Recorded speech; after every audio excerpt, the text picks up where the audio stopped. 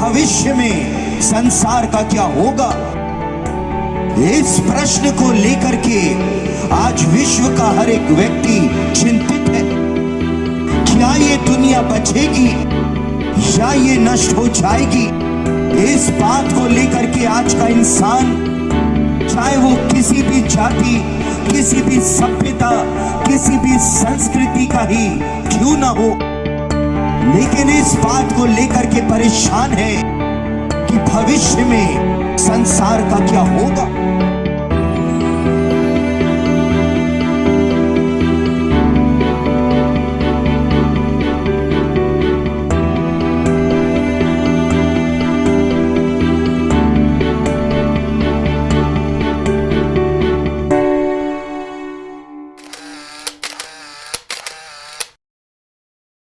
The watchers में आपका एक बार फिर से स्वागत है।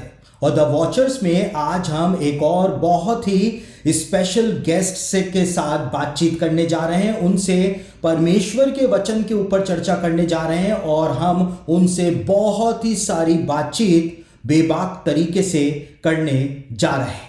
जी हाँ, आज हम पास्टर एंजल वी चंद्रा के साथ परमेश्वर के वचन के ऊपर बेबाक तरीके से बात करेंगे और बेबाक बातचीत के अंदर हम एंजल वी चंद्रा के द्वारा बेबाक जवाबों को ही प्राप्त करेंगे और हम इस बात को देखेंगे कि क्यों पास्टर एंजल वी चंद्रा को बेबाक चंद्रा के नाम से भी जाना जाता है।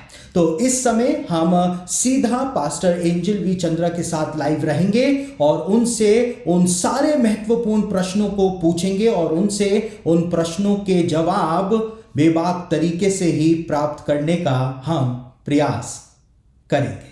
तो पास्टर साहब, परमेश्वर का बहुत बहुत धन्यवाद हो और साथ ही साथ आपका भी बहुत बहुत धन्यवाद हो कि आपने द वॉचर्स के व्यूअर्स के लिए अपना ये बेशकीमती समय निकाला और आप बेबाक बातचीत पर बिल्कुल बेबाक होकर के आए हैं, वो मुझको दिखाई दे रहा है। और आप, मैं जानता हूं, पूरी तरह से तैयार हैं उन सारे क्वेश्चंस का आंसर देने के लिए जो मैं आपसे पूछने जा रहा हूं। तो इस बेबाक बातचीत में मैं आशा करता हूं कि वास्तव में हमको बेबाक उत्तर ही सुनने को मिलेंगे आपके द्वारा। जिस प्रकार से आपको इस्तेमाल कर रहा है इन दिनों में, मैं आशा करता हूं कि ये प्रोग्राम जो है वो वास्तव में बहुतों के लिए गाइडेंस का, एक नए मार्गदर्शन का कारण जरूर से बनेगा।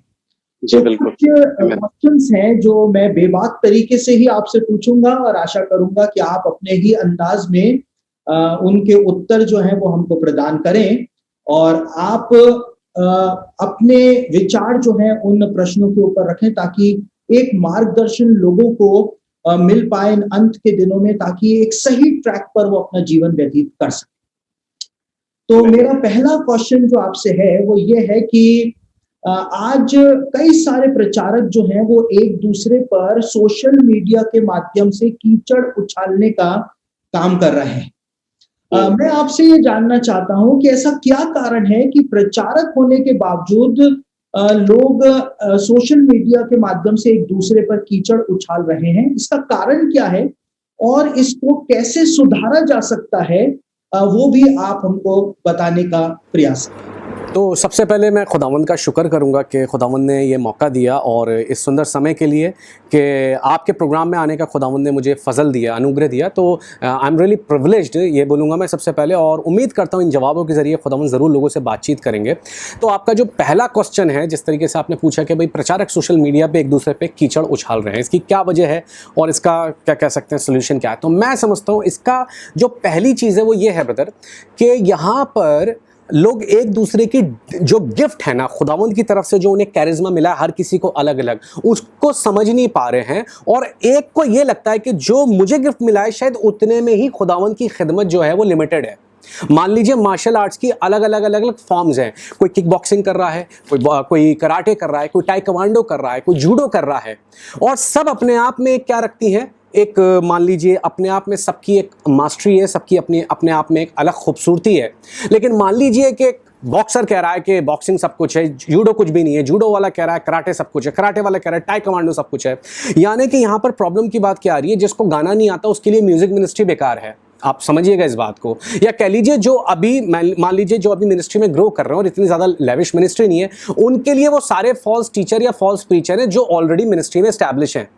आप समझ रहे हैं, यानी लोग अपने दायरे के हिसाब से, वो जहां पर अभी स्टैंड करते हैं उसके हिसाब से उन लोगों ने परमेश्वर की खिदमत को क्या कर दिया है, अपने रेवलेशन, अपने टैलेंट और अपने गिफ्ट्स के अनुसार और अपनी अनॉइंटिंग के अनुसार उस खुदावंद की खिदमत को लिमिटेड कर दिया है। पहला तो रीजन ये है कि एक दूसरे के गिफ्ट को समझ नहीं पा रहे हैं या उसकी कदर नहीं करते हैं। दूसरी चीज जो हो सकती है, जो मुझे लगता है कि मान लीजिए उसका दूसरा रीजन जलन या ईर्ष्या भी हो सकती है, जो कि खुदावंद के लोगों के बीच में बिल्कुल भी नहीं होनी चाहिए। मान लीजिए एक ज्यादा अगर खुदावंद कह लीजिए किसी को बढ़ा रहे हैं, इस्तेमाल कर रहे हैं, अभी एक समझ लीजिए बढ़ रहे हैं जो अभी बढ़ने वाले प्रोसेस में, या जो नहीं बढ़ पाए हैं, फ्रस्ट्रेट हो चुके हैं, तो maybe this could be the reason कि वो जेलस भी, एक ईर्ष्या भी इसका रीजन है, जो कि खुदावंद के लोगों में बिल्कुल भी नहीं होनी चाहिए। मेरे हिसाब से हमें एक दूसरे को बढ़ते हुए देखकर बहुत खुशी होनी चाहिए।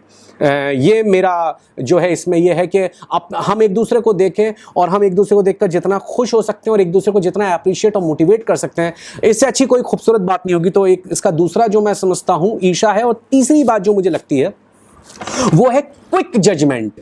क्विक जजमेंट होता है वो खतरनाक होता है। उसकी मैं वजह बताता हूं। मैंने फिर वही वाली बात बोली, किसी का रेवलेशन में अंडरस्टैंडिंग वो नहीं है, खुदावंद के प्रकाशन या उसके रेवलेशन उसे मिल पाए। मान लीजिए कि अभी उसकी वो अंडरस्टैंडिंग नहीं है, तो होता क्या है, हमने अगर बीते वक्त में हम कुछ ऐसे खुदावंद के बहुत पावरफुल और अनॉइंटेड खुदावंद के लोगों को देखेंगे, उन्होंने कुछ ऐसे रेवलेशंस बताई, ऐसी कुछ बातें बताई, लोगों ने उन्हें मिसअंडरस्टैंड कर लिया। मिसअंडरस्टैंड इसलिए कर लिया क्योंकि उन्होंने वो चीज़ इससे पहले कभी नहीं सुनी थी, और नहीं सुनी थी इस वजह से क्या हुआ, उन्हें एकदम से क्या बोल दिया गया, हेरेटिक बोल दिया गया, या उन्हें क्या बोल दिया, यीशु मसीह पे भी यहूदियों ने यही आरोप लगाया क्योंकि यीशु मसीह के जो रेवलेशन थे बहुत ताजे और बहुत गाढ़े थे। मार्टिन लूथर भी एक ऐसा रेवलेशन लेके आया जो कैथोलिक चर्च के अगेंस्ट था। ठीक विलियम कैरी भी ऐसा रेवलेशन लेके आया जो उस वक्त के जो दूसरे मेनलाइन चर्चेस थे उनके अगेंस्ट था। वो कह रहे ये सब ये खराब है, ये गलत है, ये फॉल्स टीचिंग है। बट अगर हम देखेंगे वो चीज आगे चल के 20 साल बाद, 30 साल बाद, 50 साल बाद, 100 साल बाद लोगों को समझ में आया, तो उस वक्त के लोगों ने एकदम क्विक जजमेंट करके उसे गलत बता दिया, लेकिन बाद में उन चीजों की लोगों को कीमत समझ में आई। और तो क्विक जजमेंट भी इसका एक रीजन है, जो वो एक दूसरे पे कीचड़ उछाल देते हैं। और तो इसमें मैं समझता हूं कि बहुत जल्दी नहीं होनी चाहिए। दूसरी बात मैं समझता हूं कि मैगी अच्छा खासा बिक रहा था, और अचानक से जब पतंजलि की जब मैगी आई ना, तो अचानक से मैगी के अंदर बड़ी आने लगी कि उसमें वो निकल रहे हैं, कीड़े निकल रहे हैं। ये भी एक वजह है कि हम जब तक अपने आप को अच्छा, मतलब दूसरे को जब तक हम गलत नहीं दिखाएंगे, तब तक हो सकता हमें लगता हो कि हम शायद ना बढ़ पाए। तो कई बार ये भी रीज़न हो सकता है कि हम प्रचारों के थ्रू, हम टीचिंग्स के थ्रू, हम दूसरी मिनिस्ट्रीज को कंडेम करें, क्रिटिसाइज करें। जब हम उन्हें क्रिटिसाइज करेंगे तो ही क्या होगा, लोग हमारे को क्या करेंगे, शायद कहेंगे कि यही सही है फिर। तो ये सबसे बड़ी प्रॉब्लम है जो कि आज कीचड़ उछाली जा रही है। इसका जो सोल्यूशन मुझे लगता है ब्रदर, जो मैंने इस पे मनन करा, तो मुझे लगता है कि इसका सोल्यूशन सबसे अच्छा ये होना चाहिए, जो लोग सोशल नेटवर्किंग पे खुदावंद के खादिम जो भी हैं, वो लोग जो इन्फ्लुएंस रखते हैं सोशल नेटवर्किंग पे, हम इंडिया की बात कर रहे हैं, क्योंकि देखिए अमेरिका में, अब्रॉड में बहुत अच्छी एस्टैब्लिश है क्रिश्चियनिटी, खुदावंद के खादिम मिनिस्ट्रीज एस्टैब्लिश है। यहाँ पर दिक्कत की बात यह है कि हम लोग वो उस एक प्लेटफॉर्म पे आ नहीं पाते हैं। सबसे पहले आपने बड़ा अच्छी मुहिम कही आप सबको इकट्ठा कर रहे हैं, उनको साथ इंटरव्यू कर रहे हैं, तो ये सबसे बहुत अच्छी खूबसूरती बात है आपके इस प्रोग्राम की। दूसरी चीज़ जो मैं बोलूँगा वो ये है कि जो खुदावंद के खादिम, हम इस वक्त यहाँ की बात करें, इंडिया की भी, और जो लोग हिंदी या उर्दू ज़बान को भी समझ सकते हैं, उन लोगों से भी हम अप्रोच कर सकते हैं। तो उन लोगों को एक तो क्या करना है, जो इन्फ्लुएंस रखते हैं सोशल नेटवर्किंग पे, मैं समझता हूँ कि कुछ ना कुछ साल में, 6 महीने में, 3 महीने में एक बार होना चाहिए कि जहाँ खुदावंद के खादिम लोग एक जगह इकट्ठे हो सकें। उनकी एक गैदरिंग होनी चाहिए जिसमें वो एक दूसरे के साथ आपस में थॉट्स को, आपस में खुदा उनके आइडियाज़ को, आपस में कामों को या फेलोशिप को या प्रेयर को या इंटरसेसरी या कुछ भी ऐसा आपस में वो इस चीज़ का साझा कर सकें, तो एक दूसरे को समझ पाएंगे और एक दूसरे की मिनिस्ट्री की कदर भी कर पाएंगे, और इससे क्रिश्चियन ब्रदरहुड को प्रमोशन भी मिलेगा। और स्पेशली वो लोग जो सोशल नेटवर्किंग पे इन्हें फॉलो कर रहे हैं, मैं समझता हूँ वो लोग पे एक पॉजिटिव इम्पैक्ट पड़ेगा और वो लोग भी लाइन खींचना बंद कर देंगे। तो अगर सबसे पहले पासबान और प्रचारक एक हो गए तो चर्च भी, कलीसियाँ भी एक हो जाएंगी। पासबान और प्रचारकों में भी एक दूसरे को अगर एक दूसरे का राइवल समझेंगे तो यहीं पर दिक्कत आ जाती है सबसे बड़ी, कि हम लोग खुद ही राइवल बन जाते हैं एक दूसरे के। सबसे बड़ी जो प्रॉब्लम है, हम एक दूसरे के सहभागी मानेंगे। तो मैं समझता हूं कि ब्रदर इसमें यही है कि कोशिश ये होनी चाहिए कि कुछ भी इस तरीके से खुदावंद के जो लोग इन्फ्लुएंस रखते हैं उन लोगों को एक प्लेटफॉर्म पे कहीं ना कहीं इकट्ठा होने की बहुत ज़रूरत है, और एक गैदरिंग ऐसी सोशल ज़रूर होनी चाहिए। तो ये मेरी तरफ से एक मशवरा है जी। जी बिल्कुल सही कह रहे हैं पास्टर साहब आप। और आज जो प्रचार, जो कीचड़ उछालना सोशल मीडिया के माध्यम से हो रहा है, उसकी वजह से लोग, जो मसीही लोग हैं, वो भी आपस में बंटते चले जा रहे हैं। और हर एक मतलब मसीही जो है उन्होंने अलग अलग सेक्शंस बना दिए हैं, और वो मसीही लोग भी दूसरे पास्टरों के संदेशों पर जाकर के यूट्यूब के कमेंट बॉक्स में या फेसबुक के ऊपर कमेंट्स जाकर के कमेंट्स कर रहे हैं। वो भी गलत गलत कमेंट्स कर रहे हैं, क्योंकि एक विभाजन जो है सोशल मीडिया के माध्यम से मसीहत के अंदर आज आता चला जा रहा है। हम डिनोमिनेशंस की वजह से तो वैसे ही परेशान थे, डिनोमिनेशंस के साथ साथ सोशल मीडिया ने भी मसीहत को बांटने का काम जो है वो शुरू कर दिया। तो आपने बिल्कुल सही ये बात जो है वो बोली, अपने बेबाक अंदाज में बोली। मैं एक और बात आपके सामने रखने जा रहा हूं कि सोशल मीडिया जो है वो प्रचार और प्रसार के लिए एक वरदान बनकर के सामने आया है। जब पिछले साल से पूरी दुनिया जो थी वो बंद थी, चर्चेस बंद हो गए थे, आराधनाएं बंद हो गई थी, तो सोशल मीडिया के माध्यम से ही आराधनाएं जो है वो जारी की गई। और जहां जहां तक पहले प्रचार नहीं किया जा सकता था, नहीं पहुंचा जा सकता था, सोशल मीडिया ने हमको इस योग्य बना दिया कि हम वहां तक भी जाकर के अब प्रचार कर रहे हैं। लेकिन समस्या क्या है, मैं आपसे ये पूछना चाहता हूं कि ये ही सोशल मीडिया जो है जिसके द्वारा आज हम प्रचार कर रहे हैं, वहां तक पहुंच रहे हैं जहां तक नहीं पहुंचा जा सकता था, आज इसी के द्वारा झूठी शिक्षाएं भी मसीहत के अंदर प्रचार की जा रही है। साथ ही साथ जो कल्टिक ग्रुप्स हैं, मसीहत के जो कल्ट्स हैं, वो भी भेष बदल करके आ गए हैं सोशल मीडिया पर, और वो भेष बदल करके अपनी शिक्षाओं को मसीहत के मसीही लोगों के मन के अंदर, उनके मस्तिष्क के अंदर भरने का प्रयास कर रहे हैं। जी। आप इस बात को मानते हैं कि सोशल मीडिया के जो ये प्लेटफॉर्म्स हैं, ये चर्च के लिए आगे जाकर के एक बहुत बड़ा खतरा बन सकते हैं? ओके, बहुत अच्छा क्वेश्चन है ब्रदर आपका। मैं पहले एक चीज़ समझता हूँ कि जहाँ तक सोशल मीडिया की बात है, और जहाँ तक सोशल मीडिया की बात है, तो सोशल मीडिया को इसी एक हमारे इस डिवाइस ने पूरी तरीके से अपने में ले रखा है। तो मैं जहाँ तक समझता हूँ कि अगर मैं टीवी को देखता हूँ तो मैं टीवी को एसाफ की तरह देखता हूँ, और मोबाइल फ़ोन को मैं याकूब की तरह देखता हूँ, यानी कि जो छोटा है वो बड़े को क्या करेगा, रूल करेगा। तो यानी ये वही मोबाइल फ़ोन है जो टीवी का भी बाप बन गया। तो कहने का मतलब ये है कि पहली बात तो ये है कि हमें ये समझना पड़ेगा कि ब्रदर देखिए, शैतान कितना स्मार्ट है कि उसको अपने टाइम के साथ वेपन्स को और अपनी चीज़ों को अपडेट करना आता है। और अगर हम टाइम के साथ, आपको पता है रेड इंडियंस जब अमेरिका में थे, तो अमेरिकन्स, ये जो गोरे थे, इन्होंने क्यों उन लोगों को हरा दिया उन्हीं की ज़मीन पर, और उस जगह को इन्वेड भी कर लिया? उसकी वजह क्या रही? क्योंकि वो तो अभी तक वो क्या कह रहे थे, वो क्या कहते हैं, तीर कमान और धनुष बाण से ही लड़ाई करने की कोशिश कर रहे थे। इनके पास एडवांस हथियार थे, इनके पास बंदूकें थीं। कहने का मतलब आज भी क्रिश्चियन सोच रहे हैं इस एज में, इस ज़माने में हम लोग सरवाइव कर लेंगे 60s की, 70s की क्रिश्चियनिटी, 80s की क्रिश्चियनिटी, 90s की क्रिश्चियनिटी से। पॉसिबल ही नहीं है। हम फर्स्ट सेंचुरी के क्रिश्चियंस का एग्जाम्पल देते हैं, बहुत अच्छी बात है, उन जैसा फेथ हमारा होना चाहिए, बट हमें यह ज़्यादा जानने की कोशिश है कि जो चैलेंजेस आज हमारा चर्च और हम लोग फेस कर रहे हैं वो बहुत नेक्स्ट लेवल का है, बहुत एक्सट्रीम लेवल का है। हमें ये भी चीज़ समझने की ज़रूरत है कि हम कौन से ज़माने में और कौन सी एज में रह रहे हैं। तो अगर पहली बात तो चर्च अपने आप को अपडेट नहीं करेगा तो नेचुरल सी बात है, वो आधी लड़ाई तो वैसे ही फिर हार चुके हैं, क्योंकि शैतान बहुत अच्छे से सोशल नेटवर्किंग को इस्तेमाल कर रहा है। तो यानी कि खुदावंद का जो काम है वो सोशल नेटवर्किंग के साथ इस्तेमाल होना ही होना है, करना ही करना है। दूसरी बात मैं समझता हूँ, जहाँ तक बात है गलत टीचिंग्स भी इसके थ्रू बोली जा रही हैं, बताई जा रही हैं, सुनाई जा रही हैं, तो उसमें मैं ये समझता हूँ ब्रदर कि ये बात बड़ी अच्छी सी पौलुस ने भी बोल दी थी, और पौलुस ने बड़े अच्छे से एक बात बोली कि वो श्रापित है जो इसके अलावा कोई और इंजील या और कोई सुसमाचार सुनाता है। तो देखिए, मैं एक बात जानता हूं, जैसे यीशु मसीह ने भी बोल दिया कि उस खेत में शत्रु भी आया, उसने भी जंगली बीज बो दिए। तो देखिए, ये खेत इस वक्त सोशल नेटवर्किंग है और दुष्ट भी, एनिमी भी अपना काम करता है। तो हमें एक बात याद रखनी है कि वो हमारे ऊपर परमेश्वर ने कंट्रोल नहीं दिया, परमेश्वर ने वो कंट्रोल जब कटनी का समय आएगा उस पर दे दिया है। This is the best thing कि जब वो कटनी का समय आएगा तो उसमें क्या होगा, यीशु मसीह को पता है कि कहां पर लगाना और किसे काटना है, किसे जलाना है, किसे क्या कहते हैं खत्ते में इकट्ठा करना है।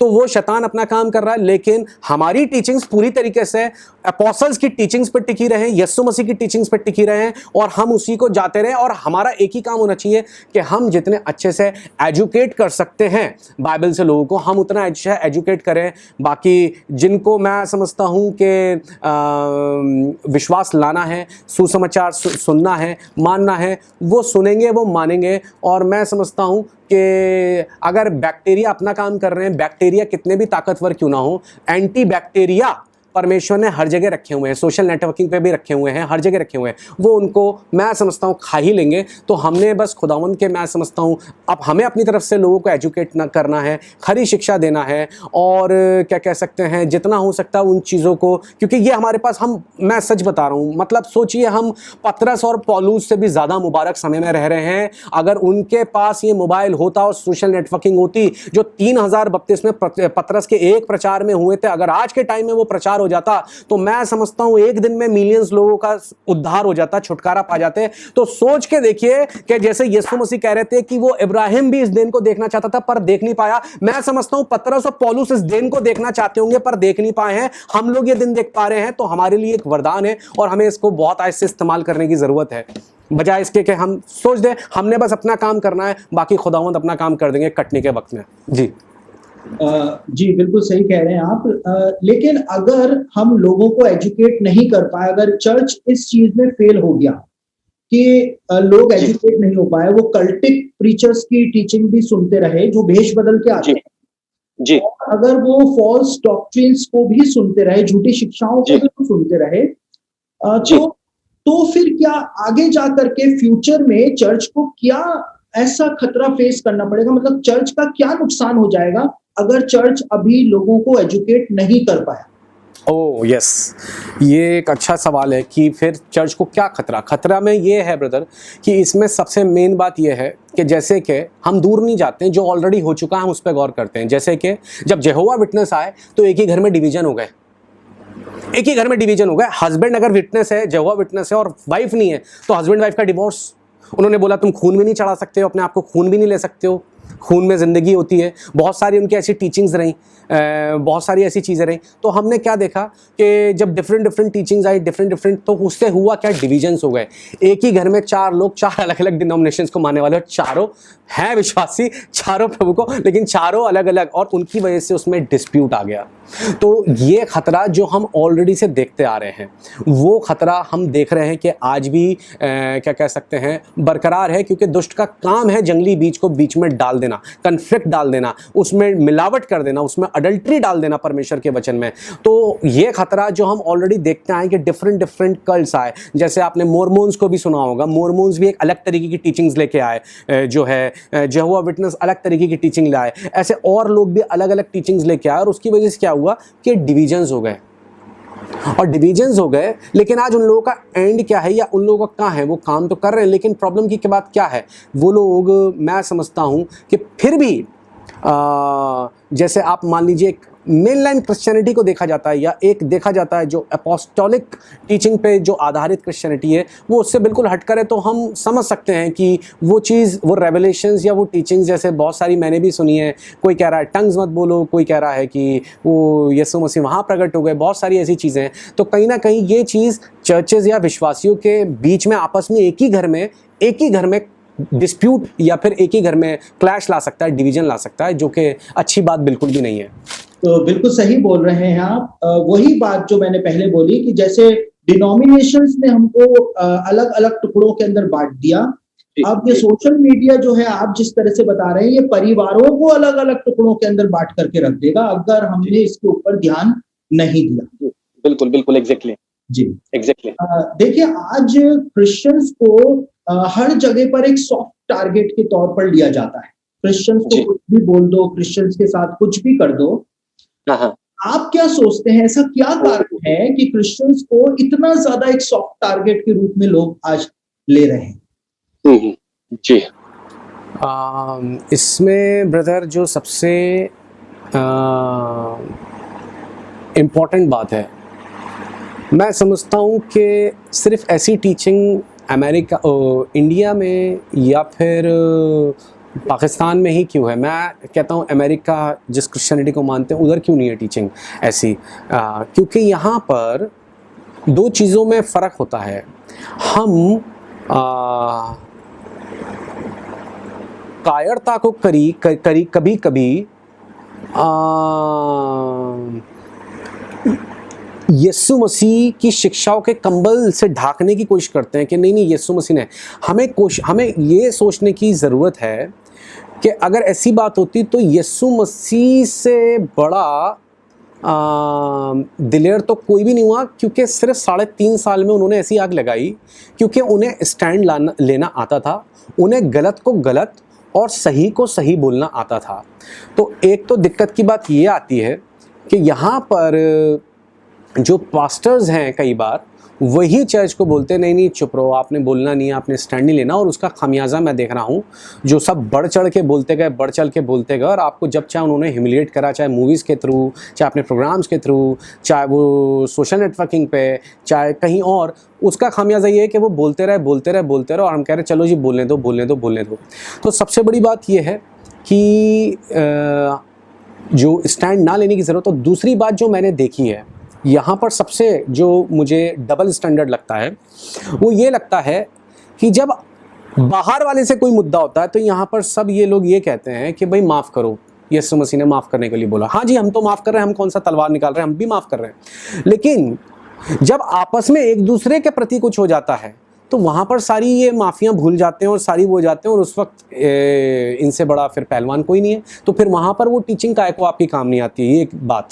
तीसरी बात जो मैंने नोट करी है, जब आपको ब्रदर अगर याद होगा, जब कंट्रोवर्सी हुई थी भारती रवीना और फराह खान वाली कंट्रोवर्सी, हालेलुया वाली हुई थी, तो उसमें मैंने कुछ प्रचारकों को देखा था कि वो प्रचारक ये बोल रहे थे कि भाई माफ़ करो, हमें ऐसे नहीं करना, वैसे नहीं करना। नेचुरल सी बात है, हम किसी वायलेंस को कभी भी प्रमोट नहीं करते और हम खुद माफ़ करने के लिए बोलते हैं। लेकिन मैंने उन्हीं प्रचारकों और उनके चर्च के लोगों को देखा है, प्रचारकों में अपने प्रचारों में उन लोगों को बोलते हुए जो उनके अगेंस्ट बोलते हैं, या उनके कलीसियाओं के लोगों को देखा है माफ़ी मंगवाते हैं उन लोगों से जो उनके पास्टर के या कलीसिया मिनिस्ट्री के अगेंस्ट में बोल रहे हैं। तो यानी कि मैं समझता हूँ ये दिल की बात होती है कि आपका दिल ज़्यादा किसके लिए धड़कता है, या दिल आपका ज़्यादा अटैच किससे है। आप क्रिश्चियन होंगे बट हो सकता है यीशु मसीह से ज़्यादा धड़कता बच्चों के लिए हो, इसलिए माँ यीशु मसीह के लिए सुन सकती है पर अपने बच्चों के लिए नहीं सुन सकती, और एकदम वो भूल जाएगी बात। बाप यीशु मसीह के लिए, बाइबल के लिए सुन सकता है, लेकिन शायद अपने बच्चे के लिए नहीं सुन पाए, अपनी बीवी के लिए नहीं सुन पाए। ये डिपेंड करता है कि आप किससे कितना अटैच हैं, आप किससे कितना कहाँ तक अटैच हैं। तो ये डिपेंड करता है कि होता क्या है। सिर्फ कलीसियाएं विरोध कब करती हैं, कलीसियाओं को मैंने ज़्यादातर विरोध करते हुए तब देखा है जब एक इंडिविजुअल कलीसिया पे खुद पर कोई बात आए तो वो खुद उस चीज़ का स्टैंड लेती हैं। बाकायदा जब चर्च के ऊपर आए तो वहाँ पर सब एक स्टेज पे, एक प्लेटफॉर्म पे खड़े हो जाएं। मैं देखता हूँ दूसरी कम्युनिटीज़ को, वो अगर गलत भी होते हैं तब भी एक बंदा दूसरे के सुर में सुर मिला देता है। यहाँ पर लोग या चर्चेज या मिनिस्ट्रीज तब तक स्टैंड नहीं लेती जब तक उन पे खुद पे बात नहीं आती है, दूसरे पे आती है तो दे हार्डली केयर अबाउट दिस। ये सबसे बड़ी आयरनी है, ये सबसे बड़ी आयरनी है ब्रदर। इसलिए मैं समझता हूँ क्योंकि बाहर वालों को अच्छे से पता है इन लोगों में आपस में फ्रैक्शंस हैं, और ये जब तक इन पे नहीं आएगी, ये बोलेंगे नहीं, तो इट्स इजी कि इन लोगों को टारगेट कर लिया जाए। जी बिल्कुल बिल्कुल सही बता रहे हैं आप। बिल्कुल एक प्रैक्टिकल बात बोली है और अपने बेबाक अंदाज में ही आपने ये बात जो है वो बोल दी है। और मैं सोचता हूँ कि बहुतों को आपने जो आंसर दिया है ये बहुतों को चुभ भी सकता है, उनको बुरा भी लग सकता है, लेकिन आप अपने बेबाक अंदाज के लिए जाने जाते हैं, तो आपने अपने ही अंदाज के अंदर वो जवाब दिया है। तो मेरा अगला क्वेश्चन जो है, जो भी द वॉचर्स के ऊपर हमारे स्पेशल गेस्ट आते हैं उनसे वो क्वेश्चन मैं पूछता हूँ, और उसके पीछे कारण ये है कि लोगों को ये पता चलने पाए कि हम जो आपस में बात कर रहे हैं, हमारे विचार जो हैं वो मिलते भी हैं या नहीं मिलते हैं, या हम सिर्फ स्क्रीन के ऊपर नाटक कर रहे हैं। सही बात है। तो एक क्वेश्चन ऐसा है जो मैं सारे प्रोग्राम्स के अंदर जितने भी स्पेशल गेस्ट आते हैं उनसे पूछता हूं, ताकि लोगों के पास, मसीही लोगों के पास ये मैसेज जाए कि हम वास्तव में, हमारे मस्तिष्क के विचार जो हैं वो आपस में मिलते हैं, ताकि लोगों को भी वो सच्चाइयां जो हैं वो पता चल सके और वो भी उसी विचार को अपने मस्तिष्क के अंदर बिठा सके। जी जी। तो मेरा अगला क्वेश्चन ये है कि क्या आप इस बात को मानते हैं पर्सनली कि हम बाइबल में बताए हुए अंत के दिनों में आज अपना जीवन व्यतीत कर रहे हैं? आप इस विषय में क्या कहते हैं? आमेन। वाह, बहुत अच्छा क्वेश्चन है ब्रदर आपका। मैं समझता हूँ जब योएल ने भविष्यवाणी करी थी तो उसने ऐसा बोला था कि उन दिनों में ऐसा होगा कि मैं अपना आत्मा सब फर्द बशर पे यानी सब मनुष्यों पर उंडेलूंगा। लेकिन जब पवित्र आत्मा पतरस के ऊपर आता है तो वो उन दिनों की बात को बोलता आखिर दिनों में, यानी पवित्र आत्मा ने उस चीज को क्या कर दिया, क्लियर करवा दिया कि वो जो उन दिनों की बात हो रही है वो आखिर दिनों की बात हो रही है। तो प्रेरितों के काम में अमालों की किताब में पतरस बोल रहा है आखिर दिनों में ऐसा होगा कि मैं अपना आत्मा सब मनुष्य पर उंडेलूंगा। तो मैं समझता हूं जब पवित्र आत्मा 2000 साल पहले ये बात बोल रहा है, जब पेंतीकोस्त के दिन पवित्र आत्मा उतरा कि अंतिम दिनों में ऐसा होगा, तो वो अंतिम दिनों की जो योएल के द्वारा भविष्यवाणी की गई थी यानी वो 2000 साल पहले तकरीबन पूरी हो गई जब पेंतीकोस्त के दिन पवित्र आत्मा उतरा। तो अंत के दिनों की शुरुआत तो तब से हो गई। तो अब जब 2000 साल लगभग जब हम जी रहे हैं तो मैं समझता हूँ बिल्कुल हम अंत के दिनों के भी तो बिल्कुल हम पीक पॉइंट पर रह रहे हैं, मेरा ये विश्वास है। पहली बात, हालेलुया, प्रेज अब्बा। तो पहली बात तो जो मैं समझता हूँ उसका ये है कि हम अंत के दिनों की भी बिल्कुल मैं समझता हूँ बिल्कुल उसके पीक पॉइंट पे रह रहे हैं। हम उसके बिल्कुल कह लीजिए कि कुछ पल या कुछ घंटे जो है ना उनमें ऐसा बिलीव करते हैं। दूसरी बात जो है वो ये है कि मैं जो इसे एक साइन मानता हूँ, ये मानता हूँ कि अगर हम देखें कि पिछले 10 साल में चीज़ें बहुत तेज़ी से आगे बढ़ी हैं, बहुत तेज़ी से आगे बढ़ी हैं। स्पेशली जब से स्मार्टफोन्स को अगर हम देखें इवॉल्व होते हुए, तो उसके बाद आपने देखा 3G हुआ, 2G से 3G हुआ और 3G से जैसे ही 4G हुआ, तो मैं समझता हूँ वो एक ट्रम्पेट था। जब 3G से 4G हुआ ना तो मैं समझता हूँ वो एक ट्रम्पेट था कि यस, क्योंकि चीज़ें बहुत तेज़ी से होती जाएंगी, क्योंकि जितना इंटरनेट आपको फास्ट मिल जाएगा, चीज़ें उतनी ज़्यादा तेज़ी के साथ क्या होती चली जाएंगी, फैलती जाएंगी। ना ही केवल शैतानी चीज़ें बट साथ ही साथ परमेश्वर का कलाम, खुदावंद का कलाम यानी कि सुसमाचार जो वहाँ तक पहुँच रहा है, उन लोगों तक जा रहा है जहाँ तक हम सोच भी नहीं सकते कहाँ कौन किस जगह हम लोगों को देख रहे हैं और फॉलो कर रहे हैं और पता नहीं कहाँ खुदावंद किसके ज़िंदगी में क्या काम करे।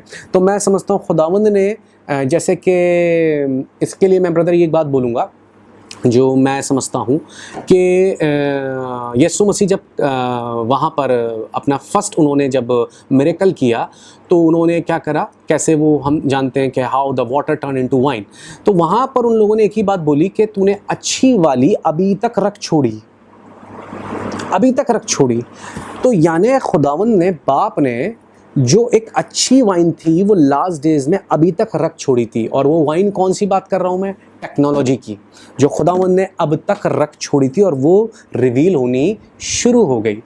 जो हम देख रहे हैं 2007 में स्मार्टफोन्स आए, एप्पल आया, 2007 से जो फ़ोन था वो स्मार्टफोन बन गया। 2007 के बाद फिर 2008 में फेसबुक जैसा जाइंट पैदा हुआ, ठीक है ना। उसके बाद हम देख रहे हैं बाकी तो फिर हम देखते हैं यूट्यूब भी है और मेन जो है, और फिर उसके बाद इंस्टाग्राम और दूसरी चीज़ें, अब पॉडकास्ट वगैरह पता नहीं क्या क्या है अभी। तो हम समझते हैं कि जो अच्छी वाइन थी वो खुदावंद ने रख छोड़ी थी, क्योंकि खुदावंद को पता था कि अंत के दिनों में अगर शैतान के पास अपना एक्सट्रीम चेहरा है दिखाने के लिए, तो खुदावंद के पास भी अपना एक्सट्रीम साइड है जो उन्होंने लास्ट डेज के लिए रख छोड़ा था और वो रिवील हो रहा है। ऐसे ही ये चीज़ें अचानक से नहीं हुई, ऐसे ही अचानक से टेक्नोलॉजी डेवलप नहीं हुई, ऐसे ही आप देख रहे हैं इंटरनेट को जाते हुए फास्ट, ऐसे ही नहीं हो रहा, क्योंकि खुदावंद इन सब के ज़रिए अपने कलाम को, अपनी इंजील को, सुसमाचार को हर जगह पहुंचाना चाहते हैं। तो मैं इस चीज़ पर 100% बिलीव करता हूँ कि 100% we are living in last days. Exactly जी, तो आप इस बात को मानते हैं जब कि हम अंत के दिनों में जी रहे हैं, तो आपके नजरिए से, आपके दृष्टिकोण से अंत के दिनों का सबसे बड़ा चिन्ह क्या है जो हमको ये संकेत दे रहा है कि हम यीशु मसीह के दूसरे आगमन के बिल्कुल निकट पहुंचते चले जाएं? तो वो एक ही, सिर्फ एक ही ऐसा संकेत आप हमको बता दीजिए कि जो आपको लगता है कि ये संकेत जो है, ये चिन्ह जो है, वो हमको बता रहा है कि हम यीशु मसीह के दूसरे आगमन के बिल्कुल निकट आ गए। जी जी जी जी। तो मैं समझता हूँ जो चिन्ह, जो अंत के दिनों का सबसे अहम चिन्ह, एक तो मैं मोबाइल और टेक्नोलॉजी के लिए बोलूँगा, ये जो चीज़ है। बाकी हम देख रहे हैं कि एक तो थर्ड टेम्पल जो है वो बड़ा बहुत इम्पोर्टेंट चिन्ह है, क्योंकि वहाँ पर ज़ोरों शोरों से उस चीज़ की प्रिपरेशन चल रही है इज़राइल में। और थर्ड टेम्पल मैं समझता हूँ कि एक बहुत ज़बरदस्त साइन है अंत के दिनों का, जो इज़राइल में जिसको बनाने की एक मुहिम छिड़ी हुई है। और मैं समझता हूँ जब वो चीज़ अगर शुरू होती है तो वो तो मैं समझता हूँ अपने आप में एक तुरई है जो फूंक दी जाएगी, कि क्योंकि उसकी हम देख रहे हैं प्रिपरेशन बड़ी ज़ोरों शोरों से चल रही है थर्ड टेम्पल की। तो हम इज़राइल पे सबसे पहले नज़रें रखें, सबसे इंपॉर्टेंट चीज़ है इन लास्ट डेज़ में इज़राइल पे। एक चीज़ और ब्रदर, मैं छोटी सी बोलूँगा कि बहुत तेज़ी से हम देख रहे हैं अन्य जातियों में परमेश्वर का आत्मा उतरना और खुदावंद का काम होना। मैं समझता हूँ कि जो भी काम प्रेरितों के काम में बुक ऑफ एक्ट्स में एक पर्टिकुलर रीजन में हुआ, एक पर्टिकुलर जगह में हुआ, वो सिर्फ खुदावंद ने एक पिक्चर दिखाई थी कि यही एग्जैक्टली लास्ट डेज में होगा पूरी दुनिया में। यानी कि आत्मा उतरेगा, खुदावंद ने पतरसों को नियुक्त कर रखा है, बपतिस्मे होंगे, साथ में परसिक्यूशन होगा, परसिक्यूशन के साथ स्कैटर्ड होंगे लोग, शाउल पौलुस बनेंगे। और मैं समझ रहा हूँ जो सिर्फ प्रेरितों के काम में उस पर्टिकुलर टाइम में हुआ था वो पूरा ग्लोबल हो रहा है इस वक्त। और एक क्रिश्चियन परसिक्यूशन बहुत तेज़ी से, जब हम देखते हैं आईसीआईसीआई कह रहा हूँ मैं, आईएसआई और दूसरे किस तरीके से क्रिश्चियंस को आप जानते हैं सीरिया में और इराक में गाजर मूली की तरह काटा है। तो परसिक्यूशन भी हमने खुद अपनी आंखों से देखा, जो वीडियोस बने थे और किस तरह देखा गया था। तो एक परसिक्यूशन, दूसरा लोगों पे आत्मा उतरना और तीसरा टेक्नोलॉजी, बिल्कुल लास्ट डेज की बहुत बड़ी ये साइंस है। जी जी बिल्कुल, इजराइल के ऊपर नजर लगाना, क्योंकि इजराइल तो परमेश्वर का टाइम क्लॉक है ही। साथ ही साथ आपने बताया कि परसिक्यूशन जो है वो भी पूरे वर्ल्ड वाइड आज हो रहा है। देखिए, जो आपने बात बोली वो बिल्कुल सही बात आप बोल रहे हैं कि परसिक्यूशन भी एंड टाइम्स का एक बहुत बड़ा साइन है कि यीशु मसीह आने वाला है। क्योंकि सेकंड सेंचुरी का एक अर्ली चर्च फादर हुआ था जिसका नाम था इरेनियस, और इरेनियस जो था वो प्रेरित यूहन्ना का जो शिष्य था पॉलीकार्प, उसका शिष्य था इरेनियस। इरेनियस ने एंड टाइम्स की जो प्रोफेसीज लिखी थी उसमें उसने एंड टाइम्स का एक सबसे बड़े चिन्हों में एक चिन्ह ये भी बताया था कि परसिक्यूशन जो है, सताव जो है कलीसिया पर हद से ज्यादा यीशु मसीह के आने से पहले बढ़ जाए। और उसने बताया था कि जैसे शद्रक, मेशक और अबेदनगो को आग के भट्टे में फेंका गया था, उसको 7 गुना ज्यादा धधका दिया गया था, ऐसे ही परसिक्यूशन जो है वो 7 गुना ज्यादा जो है अंत के दिनों में बढ़ जाए। तो ये बिल्कुल बिल्कुल सही बात आप बोल रहे हैं। मतलब वही आपका सोचने का नजरिया उसी तरफ गया जहां से इरेनियस ने उस बात को अपनी पुस्तक के अंदर सेकंड एडी के अंदर लिखा। अच्छा, wonderful, wow, the very first time I came to know this. जी, देखिए, आप मसीहत को इतना बोल्डली डिफेंड करते हैं, आप मसीहत के लिए एक स्टैंड लेते हैं, बेबाक तरीके से बातचीत करते हैं सोशल मीडिया पर।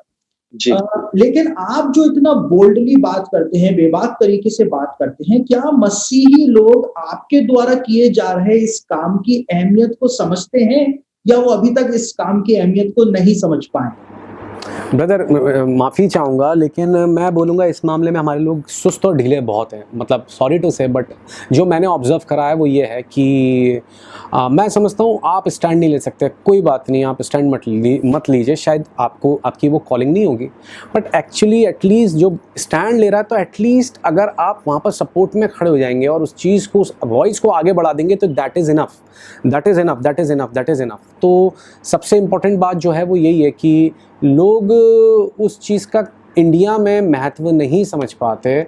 और मैं समझता हूँ इंडिया में अभी भी लोगों की सोच, एक बंधी हुई सोच वो ये है कि शायद इंडिया से कुछ बड़ा कुछ हो नहीं सकता, या हम कर नहीं सकते, शायद बाहर से ही कोई आएगा, गोरा या अंग्रेज़, या वही आके कुछ आप समझ रहे हैं, ये एक ऐसी हम लोगों की सोच बन गई है। हम इसीलिए परमेश्वर के बड़े मूवमेंट्स को मिस कर देते हैं।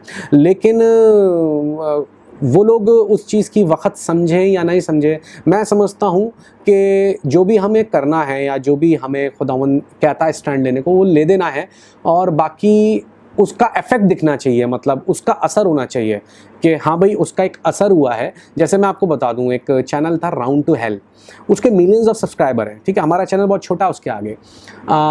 तो उसके अगेंस्ट में जब वीडियो बनाई, उसे माफ़ी मांगनी पड़ी, उसने यीशु मसीह के लिए ब्लेसफेमी की थी, माफ़ी भी मांगने के साथ साथ उसे वो वीडियो पूरी डिलीट करनी पड़ी थी, जिसके करीब करीब मिलियंस में व्यूज़ जा चुके थे। उस वीडियो को उसे डिलीट करनी पड़ी थी हमारे।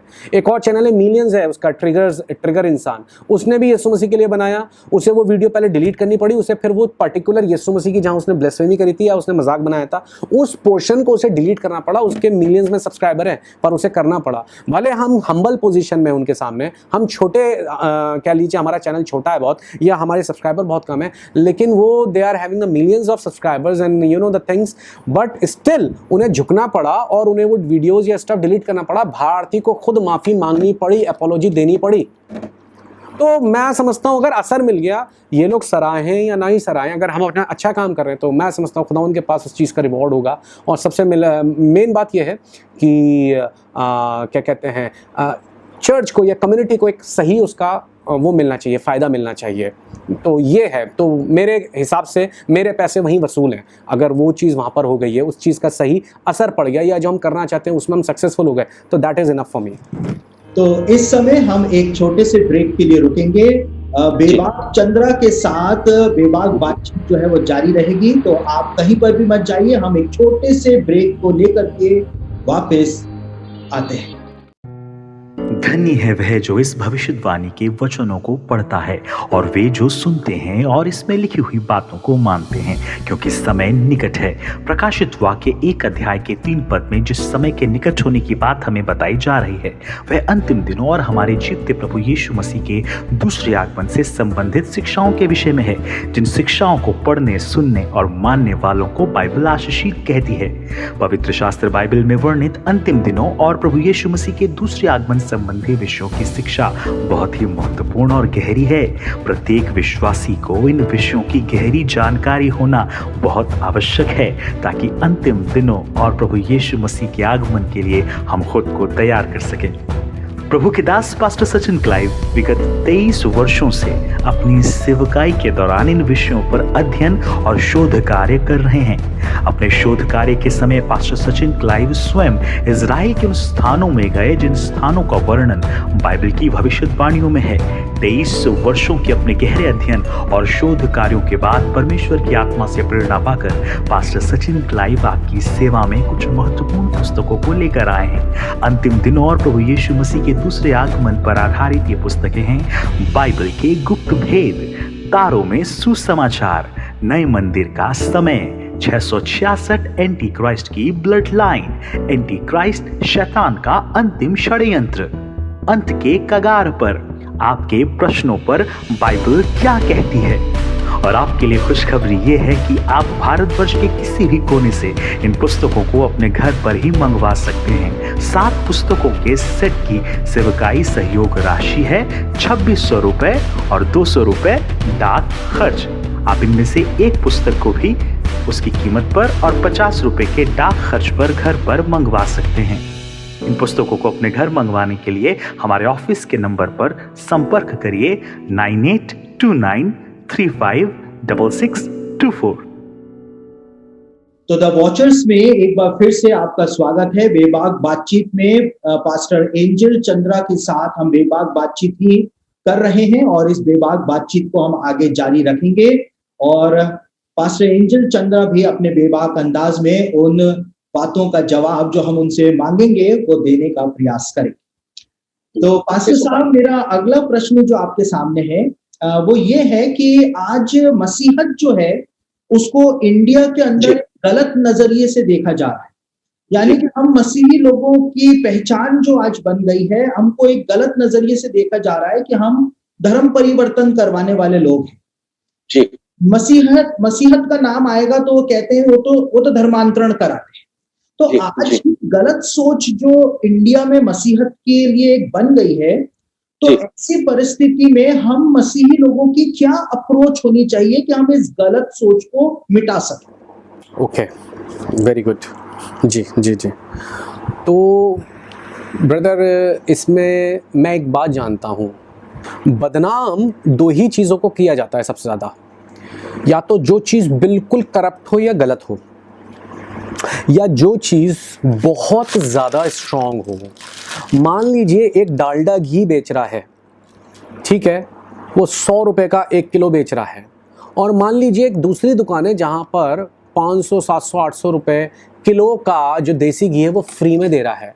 तो जो डालडा वाला है, नेचुरल सी बात है, वो देसी घी वाले की बदनामी करेगा। तो मैं क्रिश्चियनिटी को ऐसे ही समझता हूँ कि वो उसकी वजह से लोग ज़रूरत से ज़्यादा असुरक्षित हैं, बहुत ज़्यादा इनसिक्योर हैं, क्योंकि मैं जहाँ तक समझता हूँ कि हम ऊपरी परत को देखें, अगर हम ऊपरी परत को देखें तो ऊपरी परत में क्या है, क्रिश्चियनिटी को गलत तरीके से देखा जा रहा है, उस पर धर्मांतरण के इल्ज़ाम लगाए जा रहे हैं, उसको गलत तरीके से डिफेम किया जा रहा है, उनकी इमेज को ख़राब किया जा रहा है, एजेंडा के तहत उसे प्रोपोगेट किया जा रहा है उनकी इमेज को ख़राब करने के लिए। चाहे वो मीडिया हाउसेज हैं, मेन जो स्ट्रीम मीडिया है हमारे खास उसमें हमारे इंडिया में, उन चैनल्स का एक बहुत बड़ा योगदान है, मूवीज़ का बड़ा योगदान है।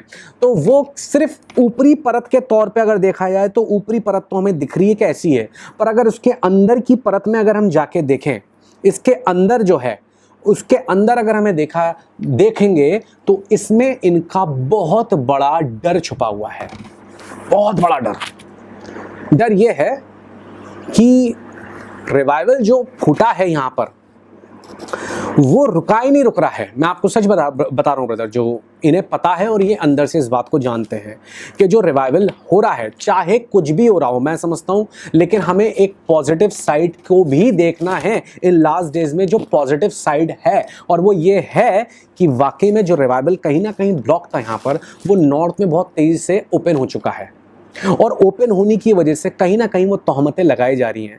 तो मैं समझता हूँ इसमें क्रिश्चियंस की क्या अप्रोच होनी चाहिए या किस तरीके से, मैं समझता हूँ कि भाई हम अपनी तरफ से अपने पक्ष को ज़रूर रखें। जैसे अगर ब्रदर आपने मेरी वीडियोस देखी होंगी तो मैं कोशिश करता हूं कि हम अपना वाला जो अदर साइड ऑफ कॉइन है वो ज़रूर मैं रखने की कोशिश करता हूं। ये बात ऐसी नहीं ऐसी है, तो हम ज़रूर कोशिश करें कि अपना पक्ष ज़रूर रखें। दूसरी बात, चाहिए धर्मांतरण को इन्होंने वो बना दिए कोकीन, कि यानी आप धर्मांतरण कर रहे हैं, यानी कोकीन बेच रहे हैं, जैसे आप स्मगलर हैं। तो हमने क्या करना है, हमें पूछना है कि ये चीज़ गलत है तो गलत है क्यों।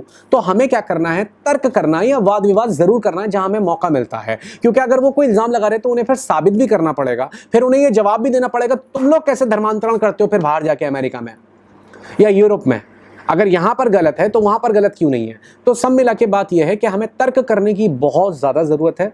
दूसरी चीज़ ये है कि हम फिर भी ये सारी चीज़ें हमें डिमोरलाइज करने के लिए हैं कि हम कहीं ना कहीं सुसमाचार को, इंजील को, गॉस्पल को लोगों को इंट्रोड्यूस ना करें, क्योंकि अगर हम इंट्रोड्यूस करेंगे तो लोग हमें गलत नज़र से पहले ही देखने लगेंगे, अच्छा ये धर्म कोई नहीं, उन्हें कुछ भी। हमें यहाँ पर अपनी भाषा में अगर मैं बोलूँ तो बेशरम और ढीठ बनने की ज़रूरत है कि कोई बात नहीं, तुम कितना भी कह लो, लेकिन मेरा जो काम है, मेरे को जो जिम्मेदारी मिली ऊपर से, वो मैंने करनी है और ये मेरा फ़र्ज़ है और वो तो मैं करके रहूँगा। तो मैं समझता हूँ हमारी अप्रोच ये होनी चाहिए।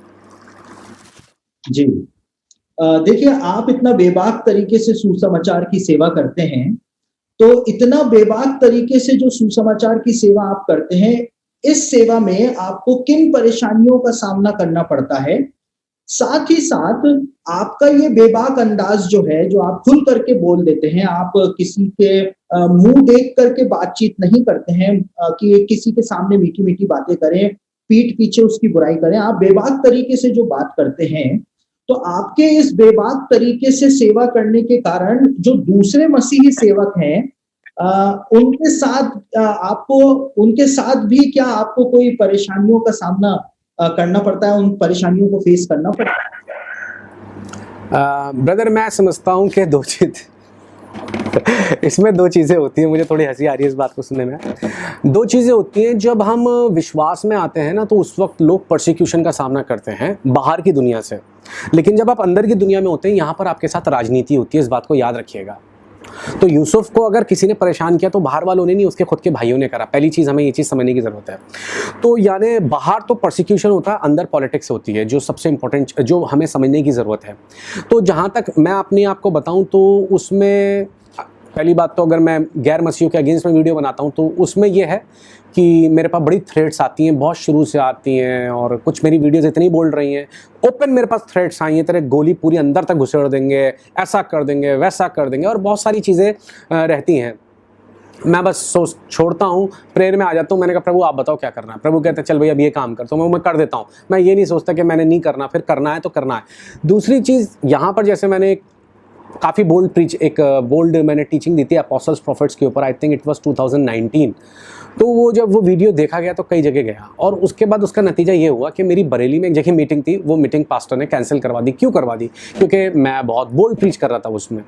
तो क्या कहते हैं, इस तरीके की बात ये है कि कहीं ना कहीं जब हम प्रीचिंग करेंगे, और अगर ब्रदर देखिए मैं एक बात को मानता हूँ, पाकरू किसी भी इंसान के ज़रिए बात कब करता है? सवाल यहाँ पर ये उठता है, एक पास्टर या प्रचारक के ज़रिए 24 घंटे पवित्र आत्मा बात नहीं करता। पहली बात तो हमें ये चीज़ समझने की ज़रूरत है। और वो पवित्र आत्मा उसके द्वारा कोई भी खुदावंद का खादिम हो, आप हो या मैं हूँ या कोई भी है, उनके ज़रिए सिर्फ पाकरू पता कब बातचीत करता है? जब उनके ऊपर अभिषेक होता है। और दूसरी बात, जब वो अपने खुद की इंटेंशंस और अपनी खुद की ग्रजेस को और अपनी खुद की मन मुटावों को एक तरफ रख कर प्रचार करेंगे, तभी पवित्र आत्मा उनके होठों को इस्तेमाल करेगा प्रचार करने के लिए। लेकिन अगर उस प्रचारक के अंदर दूसरे के लिए ऑलरेडी जलन है, ईर्ष्या है या गलत चीज़ें हैं, और वो कड़वा बोल रहा है, प्रचार कर रहा है, तो पाकरू उसके ज़रिए बिल्कुल भी बात नहीं कर रहा। पाकरू तब बात करेगा, उसे किसी के बारे में पता नहीं है, पर वो प्रचारक में एग्जैक्टली वही बात बोल रहा है जिसकी वो ज़रूरत है आज, तो वो 100% परमेश्वर के मन को बोल रहा है, पवित्र आत्मा, होली स्पिरिट।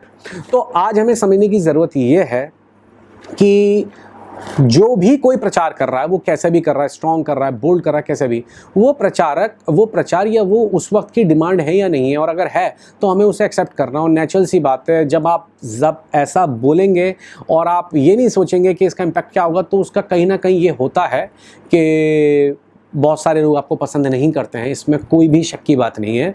आपको आपके एटीट्यूड को, आपके उस बोलने के तरीके को या एकदम से बोल देने की बात को आपको कई लोग पसंद नहीं करते हैं। और अगर हम ये सोचेंगे, अगर मैं यही सोचूंगा पसंद करेंगे या नहीं करेंगे, तो फिर दिक्कत वाली बात हो जाएगी। तो बजाय इसके कि वो पसंद करें या ना करें, वो हटा देते हैं, और हमने जो काम करना वो तो हमने करना ही है। तो नेचुरल सी बात है, कहीं ना कहीं लोग आपको कम पसंद करने लगते हैं, कहीं ना कहीं लोगों को प्रॉब्लम हो जाती है आपसे, और फिर आपको अंदर ही, चर्च के अंदर ही आपको राजनीति का या कह लीजिए पॉलिटिक्स का शिकार होना पड़ता है। तो वो मैंने देखा है, शुरू से देखा है, तो वो तो होता है, काफ़ी होता है जी। आपको आज कलीसियाओं के अंदर सबसे बड़ी कमी जो है वो क्या देखने को मिल रही है, और आप क्या सोचते हैं उस कमी को आखिर हम दूर कैसे कर सकते हैं? जो सबसे बड़ी कमी ब्रदर मुझे लगती है वो ये लगती है कि चर्चेज ने यीशु मसीह को लिमिट कर दिया है। लिमिट करने का मतलब ये है कि कई विश्वासियों ने ही मैंने देखा है कि वो दूसरे भले बिलीवर्स फेलोशिप से कैसे भी अपने चर्च में जहां वो हंसेंगे, खेलेंगे और प्रेज द लॉर्ड करेंगे, वो दूसरे किसी चर्च के बंदे को प्रेज द लॉर्ड करने के लिए भी तैयार नहीं होते। मतलब उन्होंने ये कर दिया है कि यीशु मसीह इन 4 बाउंड्रीज, इन 4 दीवारों के अंदर ही, और इसके बाहर कहीं भी दूसरे चर्चेज में यीशु मसीह है ही नहीं। ये आपस में क्या बन गए, एक दूसरे के राइवल्स बन चुके हैं, जो मुझे बहुत मेरे दिल को दुखाती है चीज़, क्योंकि मैंने पर्सनली इन चीज़ों को देखा है। तो मैं जो भी बताऊंगा ब्रदर एक्सपीरियंस, और आपको देखिए जो चीज़ें देखी हैं उसके थ्रू ही बताऊंगा। आज क्या कह सकते हैं, चर्चेज में, यूथ ग्रुप्स में, आपस में, इन सब चीज़ों में क्या हो गया, जो है वो यहाँ पर है। एक बार मुझे कोई भाई बता रहे थे, वो भाई कहीं उसके पास किराया नहीं होता होगा, तो वो कहीं और चले जाते थे जहाँ पर चर्च था, और एक बार वो उस पर एक दूसरे चर्च में चले गए, तो वहाँ पर कोई एल्डर थे। उन्होंने कहा भाई तुम कौन से चर्च में आते हो, वहाँ जाते हो, तो यहाँ पर क्यों आए हो? जी मुझे ऐसा लगा, अगवाई हुई प्रभु की कि मैं यहाँ पर आऊँ। तो देखिए उनका जवाब कैसा था एक एल्डर का, कि भाई दूसरे चर्चेस से भूत हमारे चर्च में लाने की जरूरत नहीं है।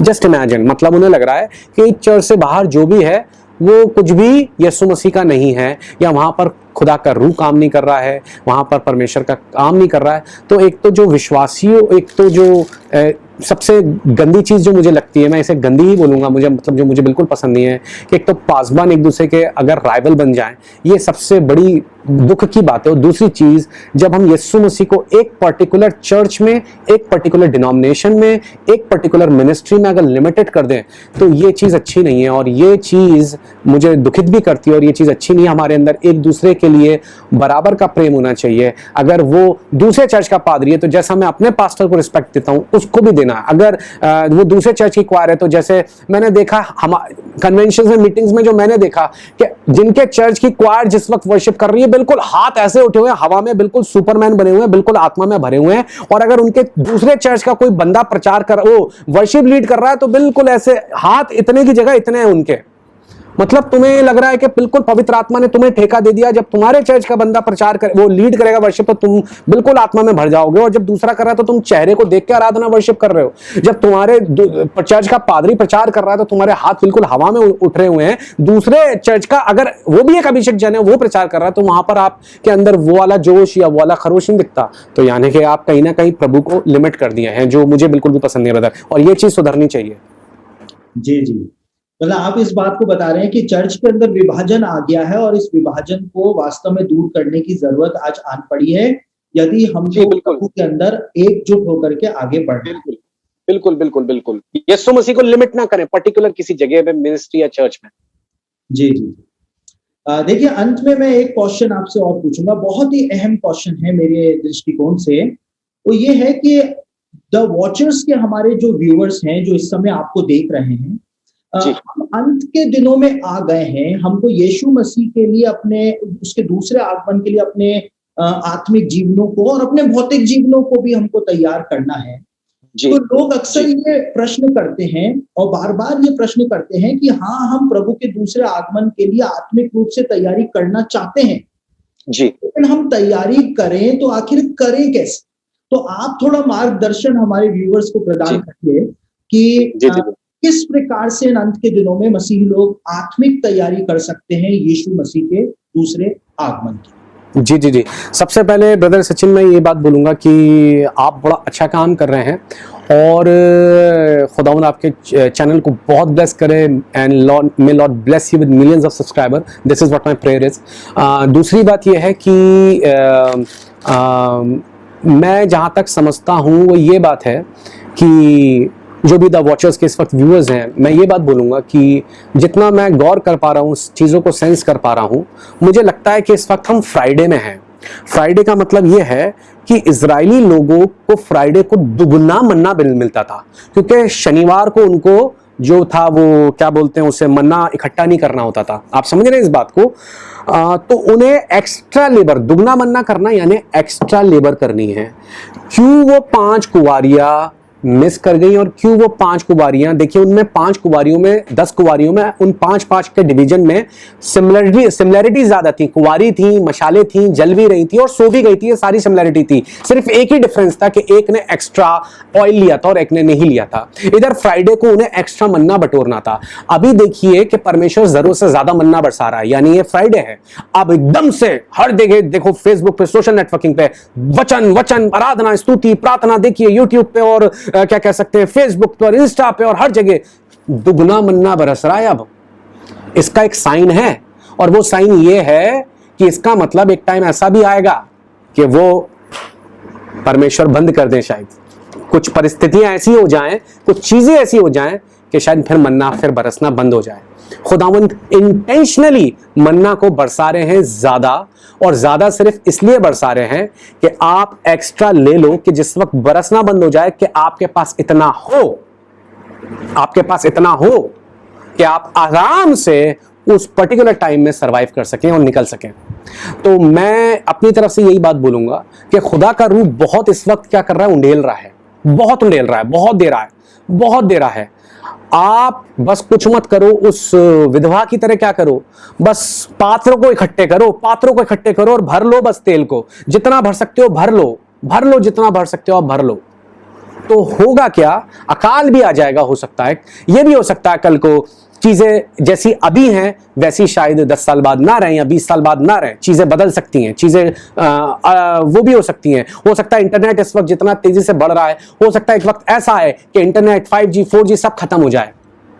You have no idea, you have no clue कब एटॉमिक वार हो जाए, कब क्या हो जाए, सब चीजें वो हो सकती हैं, हमें नहीं पता।